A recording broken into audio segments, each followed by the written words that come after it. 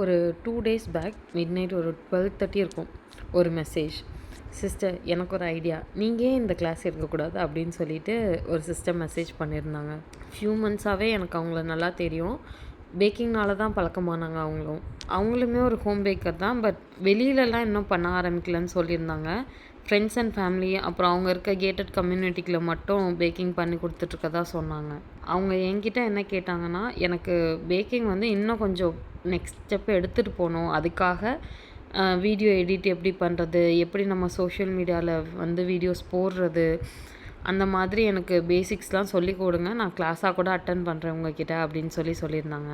இப்போது ப்ரௌனிஸாக இருக்கட்டும், இல்லை மற்ற ப்ராடக்ட்ஸ் எதுவாக வேணா இருக்கட்டும், நம்ம கிளாஸ் எடுக்கிறப்போ ஒரு சர்டன் அமௌண்ட் ஃபீஸ் வந்து செட் பண்ணி தான் நம்ம எடுத்துகிட்ருக்கோம். அதுக்கான ரீசன் நம்மளோட time, effort and raw material cost எல்லாமே நம்மளோட சைட்லேருந்து போடுறதுனால ஃபீஸ் வாங்கிட்டு நம்ம சொல்லி கொடுக்குறோங்க. இந்த சிஸ்டர் கேட்டது வந்து ஒரு நாலேஜ் ஷேரிங்க்கான ஒரு விஷயம் மட்டும்தான். உங்ககிட்டே நான் சொல்லிட்டேன், இதுக்கு கிளாஸ் மாதிரிலாம் வேணாம் சிஸ்டர், ஃப்ரீயாக இருக்கப்போ கால் பண்ணுங்கள், நான் டைரெக்டாகவே உங்களுக்கு எல்லாமே சொல்கிறேன். எனக்கு தெரிஞ்ச நாலேஜுக்கு நான் என்ன யூஸ் பண்ணுறேன், நான் எப்படி என்னோடய பிகினிங் ஸ்டேஜ்லேருந்து நான் எப்படி கொண்டு வந்தேன்றதை நான் ஷேர் பண்ணுறேன்னு சொல்லியிருந்தேன். நம்ம பேஜ் வந்து நிறைய ஹோம் பேக்கர்ஸ் ஃபாலோ பண்ணுறீங்க. ஸோ உங்களில் யாருக்காவது என்னோடய ஜேர்னி, அதாவது லைக் நான் எப்படி ஸ்டார்டிங்லேருந்து பிஸ்னஸ் ஸ்டார்ட் பண்ணேன், அதுலேருந்து இப்போ வீடியோஸ் எடிட் பண்ணுறது, அந்த மாதிரி சின்ன சின்ன டீட்டெயில்ஸ் வேணுன்னா சொல்லுங்கள். அதுக்கான தனி வீடியோஸ் வந்து நான் போஸ்ட் பண்ணுறேன்.